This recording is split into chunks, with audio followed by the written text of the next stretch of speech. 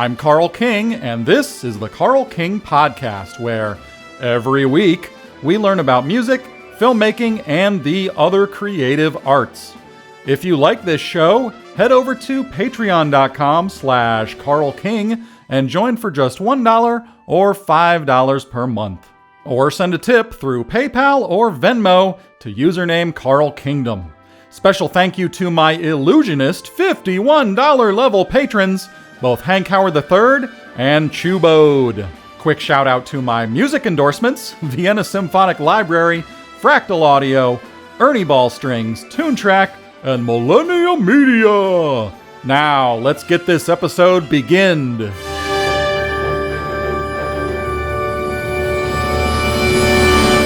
Just a few Carl King the Human updates, and then we will officially get beginned. Number one, an author by the name of Will York has written a book called Who Cares Anyway? Post-Punk San Francisco and the End of the Analog Age. And what makes it of serious interest to me and my listeners is this. He goes into rare details of early Mr. Bungle.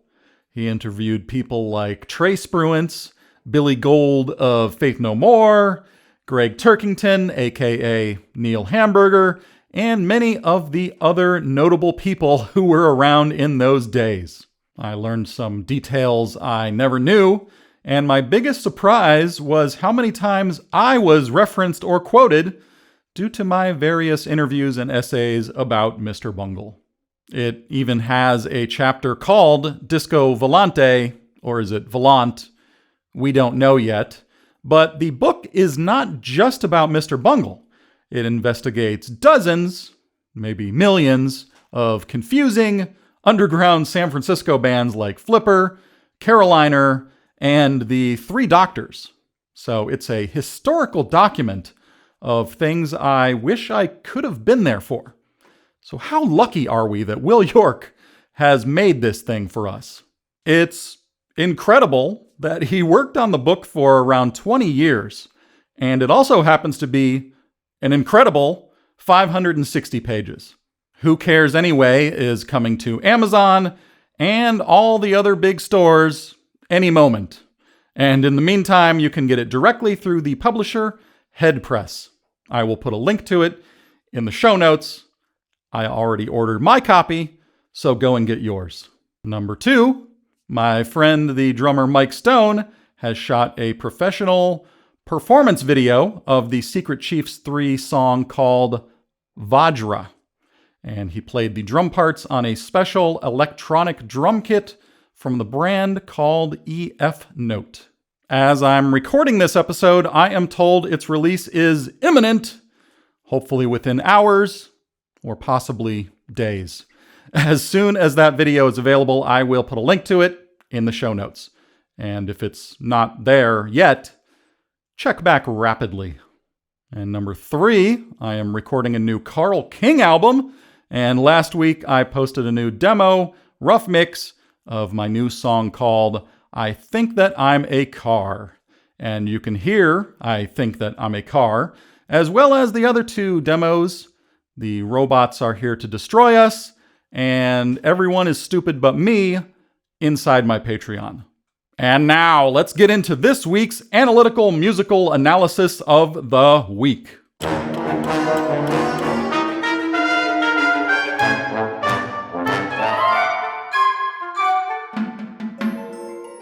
This week's analytical musical analysis of the week is The End Times by Secret Chiefs 3, aka Trey Spruance.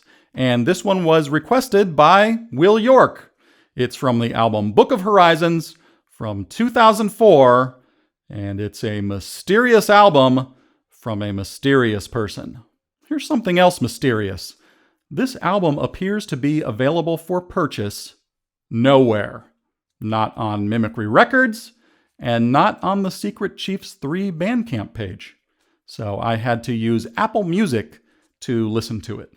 But there does appear to be one copy left on Amazon, if anyone wants it. I will put a link to that in the show notes. And if you have any idea what happened to this record, or why it's out of print and so hard to find, let me know.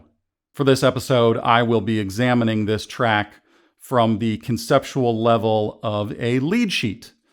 And a lead sheet is a simplified form of music notation using only melody and chord symbols rather than all the nuanced complexities of Trey's advanced and very dense orchestration, because he's got ornamentations and non-chord tones galore throughout this piece.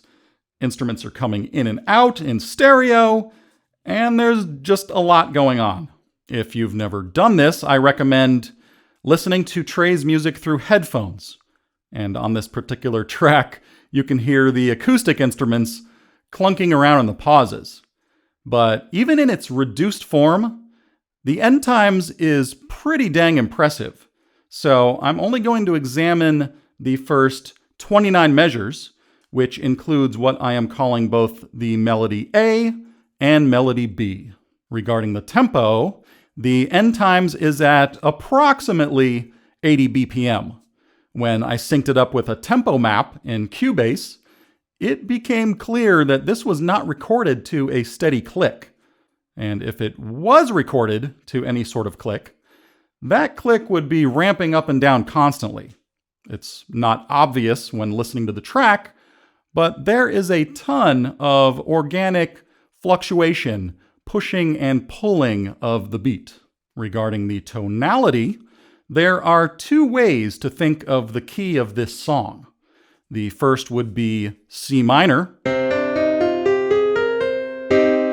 in which case the D-flat major chord in measure 5 doesn't belong.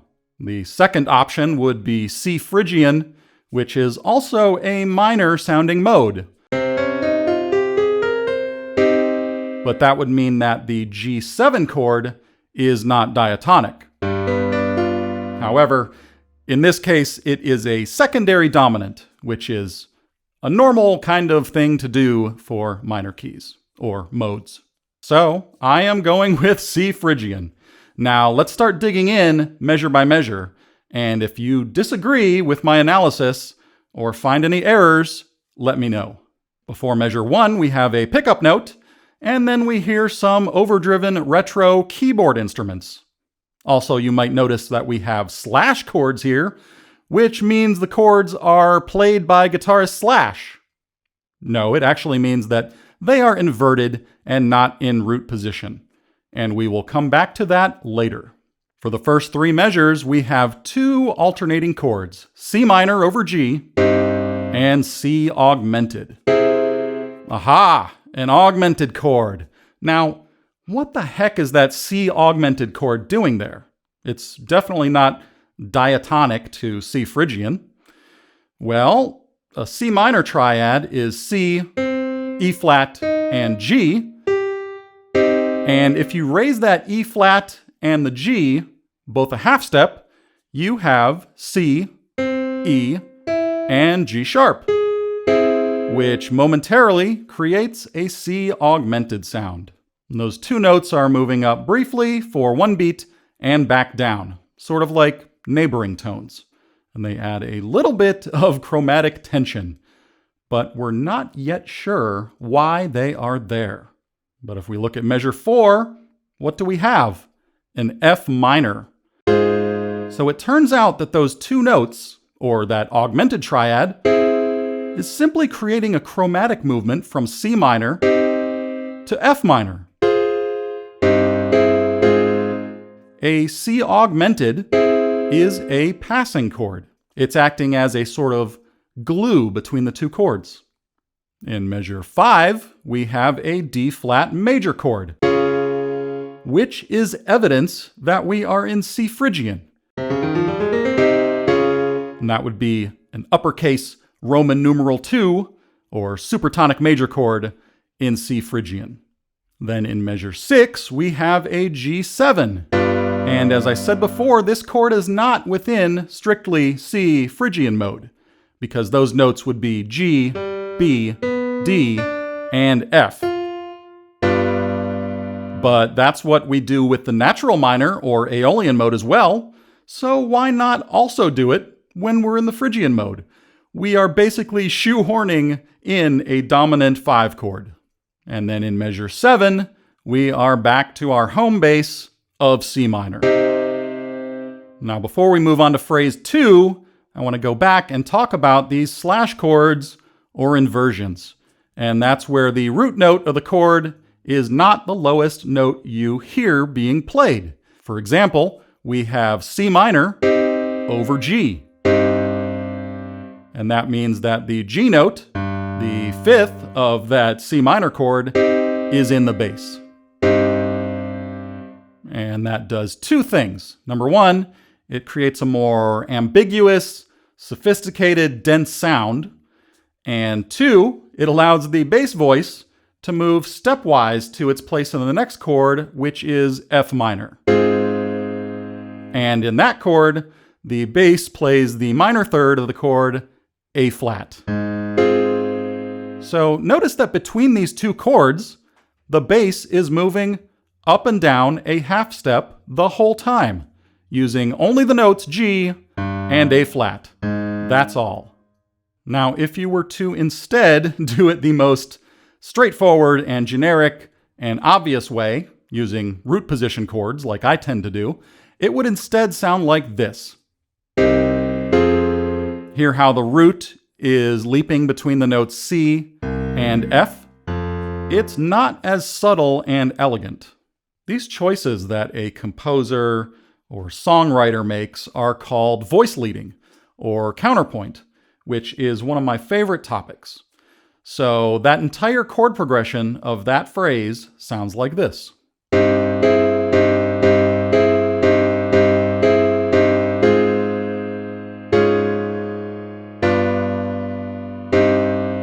And that's melody A, phrase 1. But before we move on to phrase 2, here's a little bit of trivia. This melody that you just heard does reappear in at least one other place on the album. In the final track, Welcome to the Theatron Animatronique. In phrase 2 of the melody, the orchestration kicks it up a notch. And at first I thought, that instrument playing the melody has got to be a theremin. But I read the album credits and saw no mention of theremin. So is it an exotic bowed instrument? We don't know yet. In this phrase, they run through the same melody and sequence of chords for 7 measures, but with a different instrumentation and some variations in the melody. The sound has basically expanded in energy. We started with those retro keyboards, and now we've come to life with more acoustic instruments. And when we get to measure 16, something special happens. When we hear that C minor chord turn to C major, it becomes a 5 chord, and we are temporarily modulating to F minor up a 4th to a closely related key. So the chord progression of that second phrase leading up to that F minor modulation sounds like this.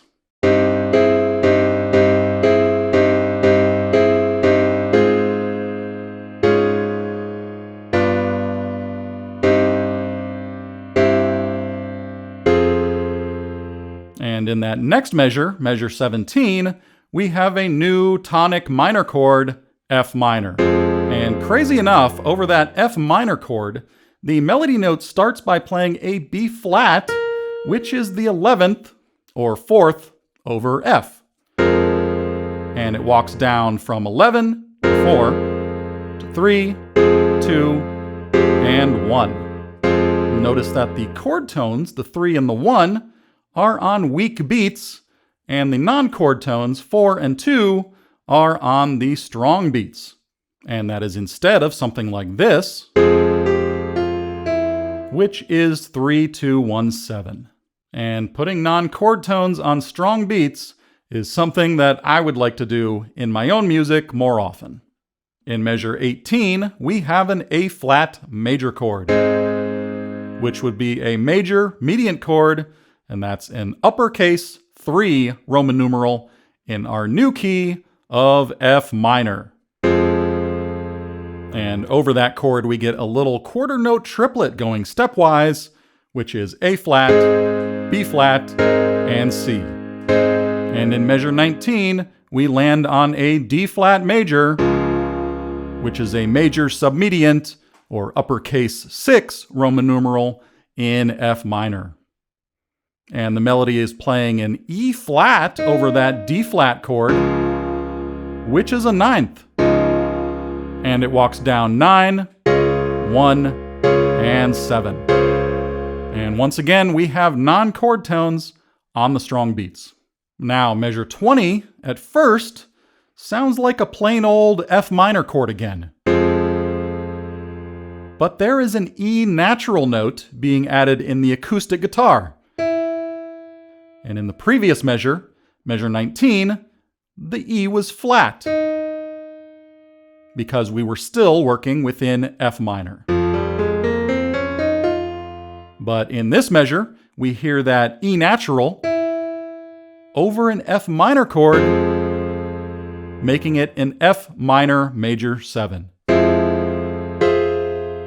It's our old Bernard Herrmann favorite, and that E natural is getting our ear ready for the chord in the next measure.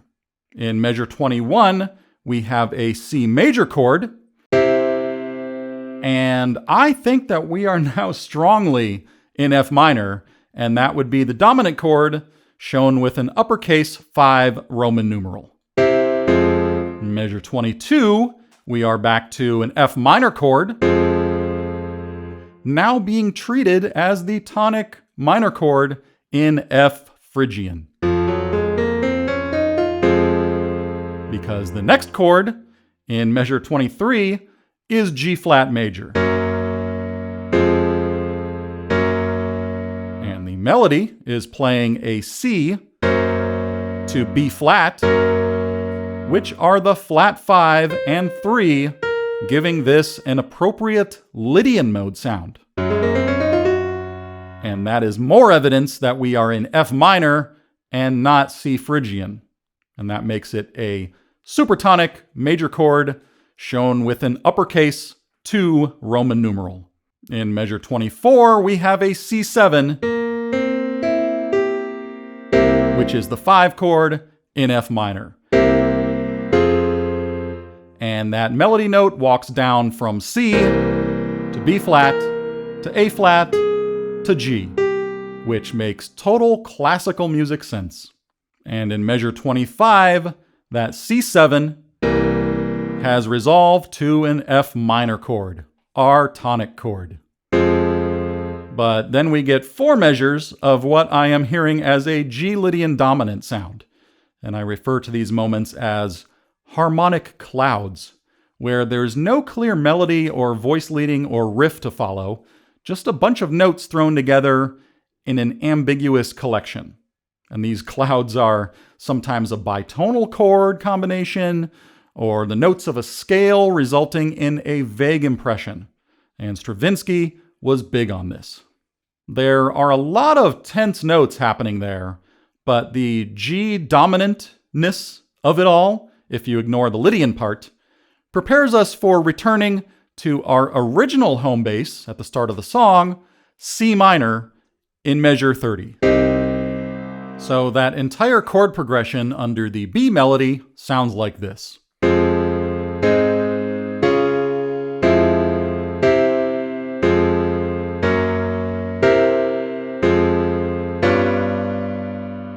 And that's as far as we are going with this one.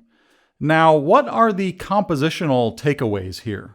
Number 1, instead of writing a song in plain old minor, use a minor mode like Phrygian or Dorian, because that will give you a different flavor of minor. And when you need a dominant 5 chord, just shoehorn one in there. And as I said, we already do this all the time with natural minor or Aeolian. Number 2, experiment with slash chords for the sake of creating a more sophisticated sound and for a more stepwise melodic line in the bass. And number 3, this one is for me, I should try putting non-chord tones on the strong beats. And ninths and elevenths are a good place to start. As I've said before, Trey is an incredible orchestrator and composer, in my own totally subjective personal opinion. And I recommend listening to his Secret Chiefs 3 albums through headphones to hear all of the craftsmanship and detail. And Book of Souls Folio A is one of my personal favorites to do that with. And you can find most of his albums at webofmimicry.com. And now, on to this week's Analytical Filmmaking Analysis of the Week.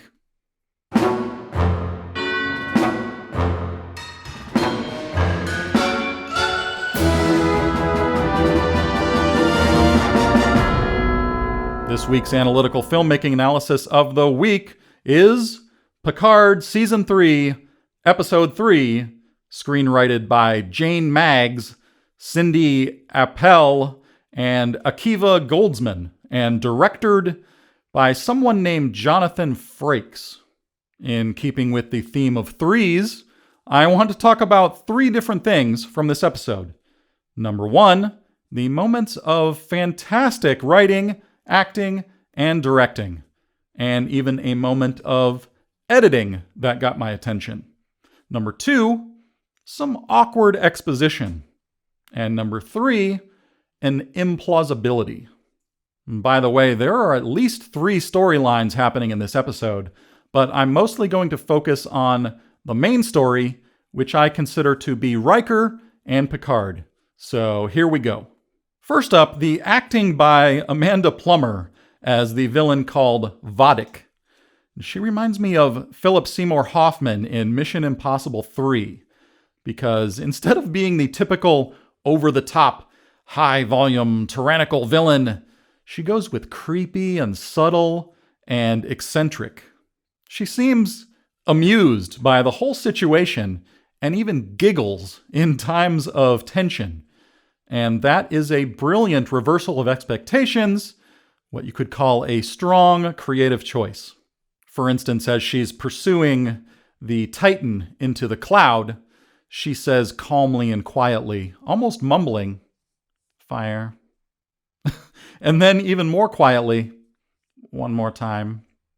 And she's there in her captain's chair with a space cigarette in her mouth, and she's shrouded in smoke. Up next, I want to point out what I thought was some awkward exposition. And spoken exposition is when a character says something only for the sake of the audience. It's usually a statement of facts. For instance, during one of the early scenes when they're trying to escape from an enemy inside a nebula, Riker says some out-of-place dialogue to Captain Shaw. So first, Shaw issues the command, "Prepare to warp," and Riker responds from the back of the room, "We can't warp away as long as we're inside this thing." Okay, well, that makes some sense. And then Captain Shaw says, "As soon as we shake her, we break for the GD exit." And the helmsperson LaForge says, "We can't outrun them on impulse alone." And then out of nowhere, Riker says, "Nebula interference. The deeper we go, the worse it gets for external sensors." The dialogue edit here seems to be out of sequence because Riker is responding to something said several lines ago, which was, "We're losing visual on the stern." And after that, Picard says, if she wanted to destroy us, she could. So, unless I'm missing something, the problem is that the characters are speaking in disconnected conversational fragments. They aren't organically speaking to each other in the room. They're speaking to the audience, telling us facts that we need to know in order to follow the plot. And this also happens in the next scene. We have a flashback where Picard and Riker are alone in a bar celebrating something. And Picard says, "A toast, my friend, to your newborn son." And Riker adds, "To Thaddeus." Now, I'm not so sure that they would have said that in real life. And whenever you hear a character saying another character's name, it's usually exposition. Otherwise, we wouldn't have known Riker's son's name. However, this scene does do a good job of setting up the friendship and status dynamic between Riker and Picard. Riker also reflects on his love for his son. He says, "You'd burn the world to save them." And this is actually a setup for a scene that comes back later and relates to the final line of dialogue in the episode. Around this point in the episode, there was a moment of musical editing that caught my attention. And it's in the scene where Captain Shaw dismisses LaForge so that she can get some rest. And a Mozart choir piece begins. And we're not sure why. And it continues for 10 seconds all the way into the next scene. And in that next scene, we discover that the Mozart was being listened to by Seven of Nine in her quarters. And in editing terminology, that is called a J-cut, in which the audio of scene B starts early in scene A.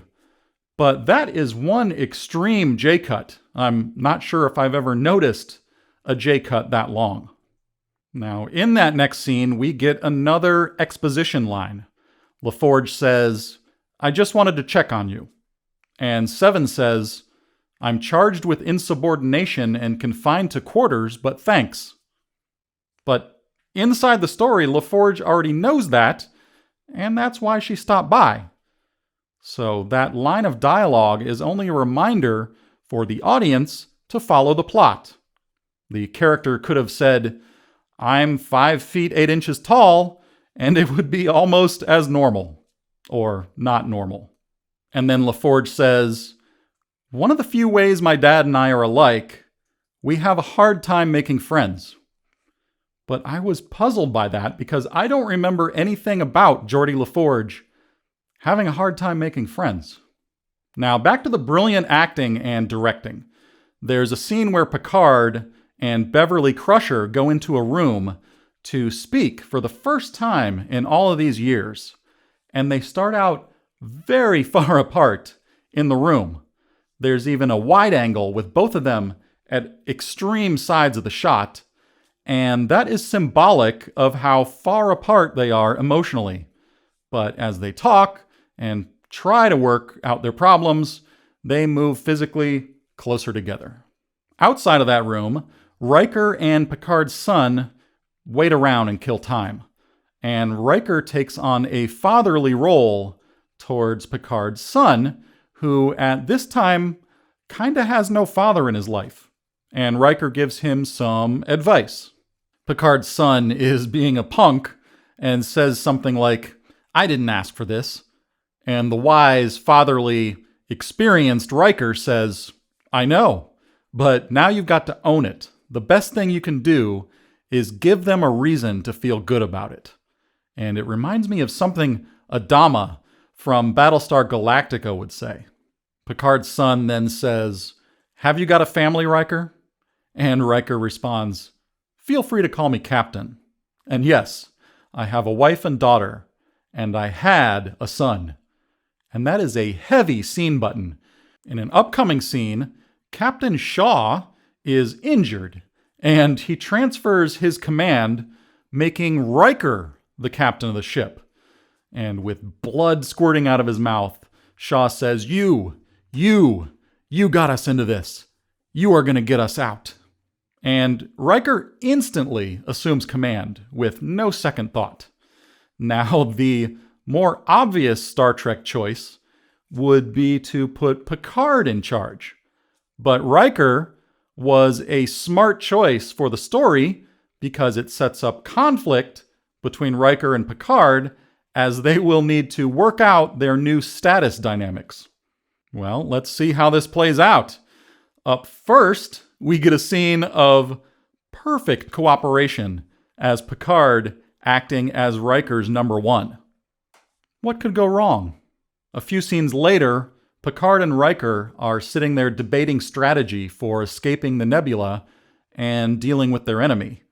And the tension between them grows just a little bit. Now, I want to take a moment to point out an implausibility, and it's the secret portal weapon. If Vadic had it all along, why didn't she use it on them earlier? And this is a common implausibility problem in screenwriting. If a character has a magic power or a secret weapon, why not use it earlier to accomplish their goal immediately? Well, it's for the sake of enjoying the story. So ideally, there should be a reason they're unable to use the magic power earlier. Maybe it's charging, or it's just not ready, or it will explode if it's used in this environment right now. But oh well. It seems like Vodic simply chose not to use it. And along those lines, I noticed in the previous episode, she also gave Picard and Riker an hour to make a decision, which is only for the purpose of helping the drama. In real life, a villain would never give their victim an hour to think. Now, back to Riker versus Picard. Their conflict peaks. Picard convinces Riker, against Riker's judgment, to ambush and fire everything they've got at Vodic. But it turns out she was ready for them. Vodic uses her portal weapon to send the torpedoes right back at the Federation ship. And the ship is severely damaged, loss of power, crippled. Riker turns to Picard and says, "Remove yourself from the bridge. You've just killed us all." And it is a statement of fact.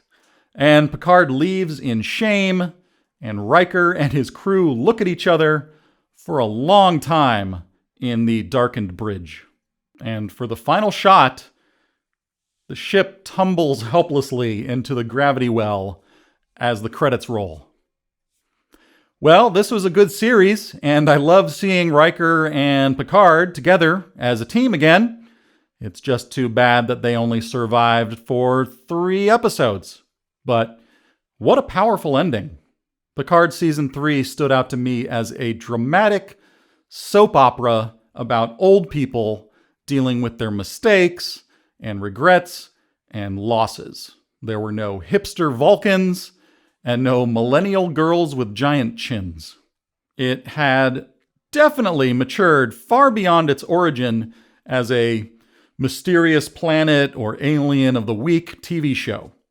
And if I recall, this very short season had no time travel or multiple dimensions. And because of that, I would give it 5 out of 5 stars on Letterboxd, but it's not on Letterboxd.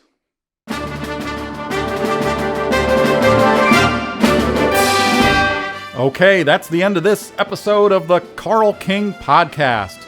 Remember to subscribe on Spotify, Apple, YouTube, or anywhere else you listen to these dang podcasts. And if you like this show, support the creation of more episodes by joining my Patreon for $1 or $5 a month. That's patreon.com/Carl King. Or send a tip through PayPal or Venmo to username Carl Kingdom. And as always, special thank you to my $51 a month patrons at the Special Illusionist level, Chubode and Hank Howard III. And thank you to all of the very good friends of Carl King for listening. And as I always say,